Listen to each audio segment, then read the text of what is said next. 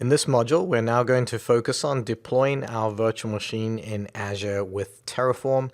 And this module includes one demo where we simply build upon what we did in the previous module. We've got our service principal already configured now. So let's build upon that and go ahead and start creating our VM deployment. To begin the demo, we're going to head over to Visual Studio Code.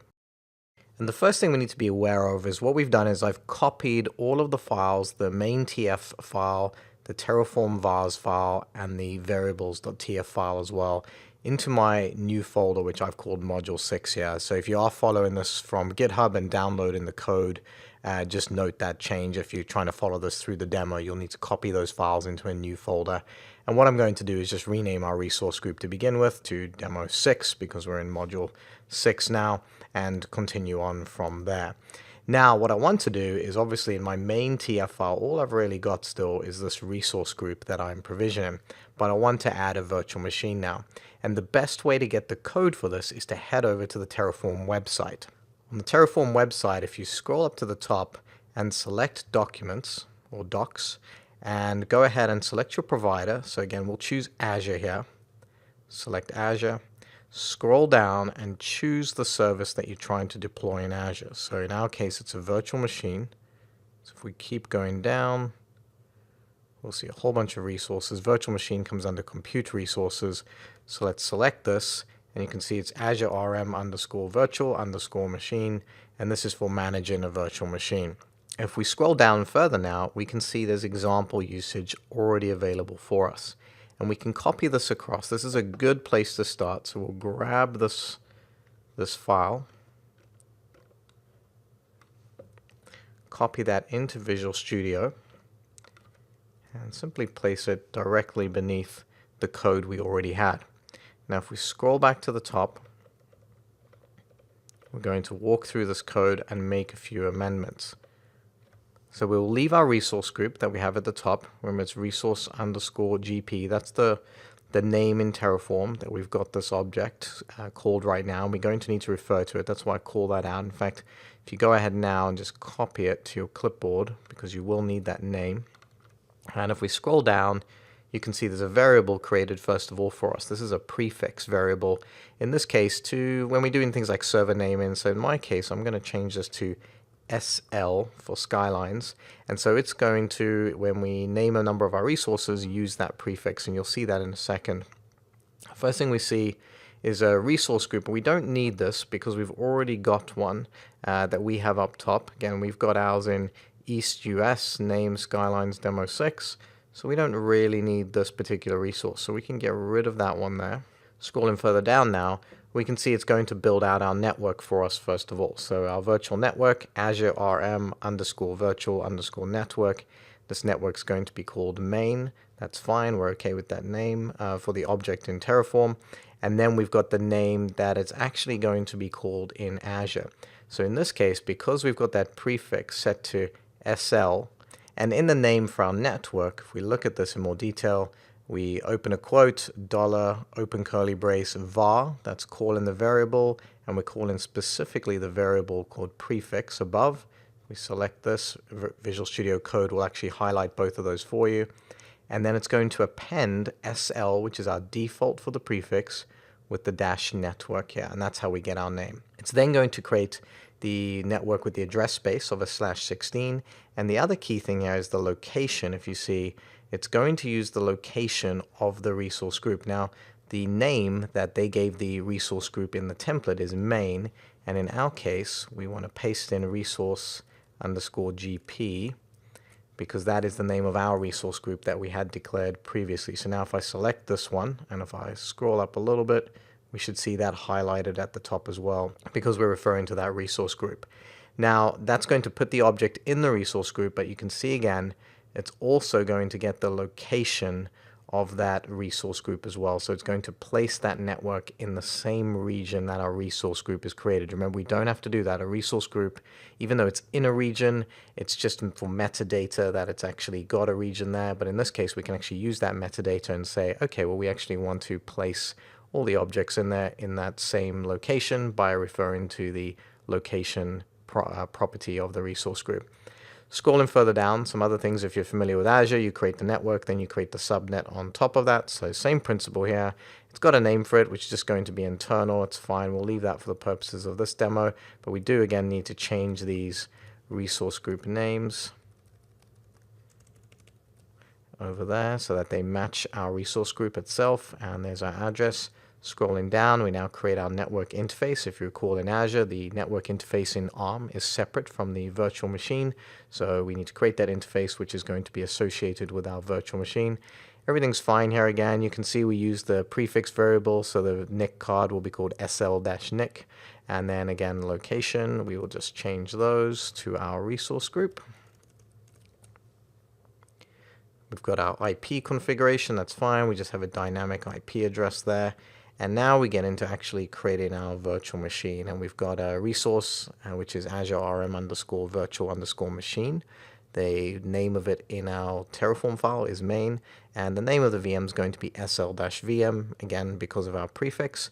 And again, we have to change our location here, our resource group name, and our network IDs are fine. So the only thing we need to just validate is that you can see the network interface IDs main there does correspond to main up here, which is correct. This is the size of our virtual machine, the instance size that we want to use. We're going to use a DS1 V2. Obviously, if you are not using a free account, you don't have any credits, you will be charged while this is running, just like other services in Azure. So, feel free to choose a smaller size if you want to keep it up and running longer. The B series is good for that, but they do take longer to provision when you do that. Now, this is important. There's a couple of lines here that Terraform says you can uncomment if you want to change the behavior when deleting the VM. And this is because when you delete it, you don't have to have the OS disk be terminated or data disks be terminated. So I want this to happen. So I'm going to go ahead and uncomment these lines, because that means that when I delete the virtual machine, it is going to make sure it deletes those disks on termination as well, as opposed to just deleting the virtual machine and leaving those disks around. Then we have the storage image reference. So what this refers to is the template we want to actually deploy from, the SKU in Azure, if you will. If you go into the Azure Marketplace and deploy a virtual machine manually, you'll be prompted to choose like Windows Server 2016. In my case, I'm going to use an Ubuntu server here, straight from the template, because they just provision much more quickly than Windows systems. We've got our storage disk there. So this is our OS disk, first of all. And we can see that we have my OS disk 1 is the name, cache in, read write, create option from image, and manage disk type standard LRS. That's locally replicated storage that will take effect there. And you can change these to your liking if you want to get into tweaking these settings for Azure. This is all the same things that you would do if you provisioned a virtual machine from the user interface. Then we've got some things we need for our OS profile, so things like your username and password that you can provision with, and this is what we've got here. So again, this is just a lab, but obviously you would want to hide these or keep them, externally in a vault or something if you're actually doing this in production. But for the purposes of this demo, we're absolutely fine with this. And then a final thing around Linux config, disable password authentication is set to false in the template. Last thing, tagging. I always tag everything. So again, a good one to have is the owner tag again. So I'll just set that tag to owner, and I'm going to give it, my name. And that just means that, when I provision that machine, I've got an owner tag assigned to it, and we know who built it in this case. And a lot of, tagging isn't a conversation for this course, but typically, you'll have about 15 tags that you'll want to apply to your object. So it's also something that you can modularize over time. With that, we'll go ahead and save everything there, and let's give this a go. So if we head over to PowerShell, and we're in our Module 6 folder, and I do my Terraform plan, we immediately see that we do have an error, and let's see what it is so we can troubleshoot. So you can see that the resource, Azure RM _ subnet internal, config unknown resource, and this is because if we go back to Visual Studio Code, scroll up, and let's look at our subnet config. So we can see here's a subnet with name internal. Resource group name looks correct, but virtual network name, see I changed it to be the resource group, but this should actually refer to the virtual network. So in this case, it would be main for this one that we would select, because the subnet is going inside of the virtual network, And so it needs to refer to that in this case, not the resource group as I was doing previously. So a bit of an error, and I've left it in here because I think it's a good learning exercise for you to see when you kind of encounter these things. And we'll go ahead, let's try again. Terraform plan. And we need to initialize. So we'll do Terraform init. It's because we copied the files over, which is normal because it's a new folder. So it's going to go and grab the plugin. There we go, and let's try again, third time lucky. Terraform plan looks a bit more promising, and here it is showing us all of the things that it is going to do. It looks like it's going to add 5 objects there in total from a Terraform standpoint, and again we can scroll up here and look at everything. Some of the key things to note: we've got sl-network, as our name. That's because we used that prefix variable. We should see that again. SL-VM up here. But yeah, everything is good to go from that standpoint. So we will do our Terraform apply, hit enter, and that will now ask us to confirm and begin deploying everything in our subscription for us. And this obviously take a little bit of time. It's building a VM, might take a couple of minutes here. So we will fast forward and come back when it's completed.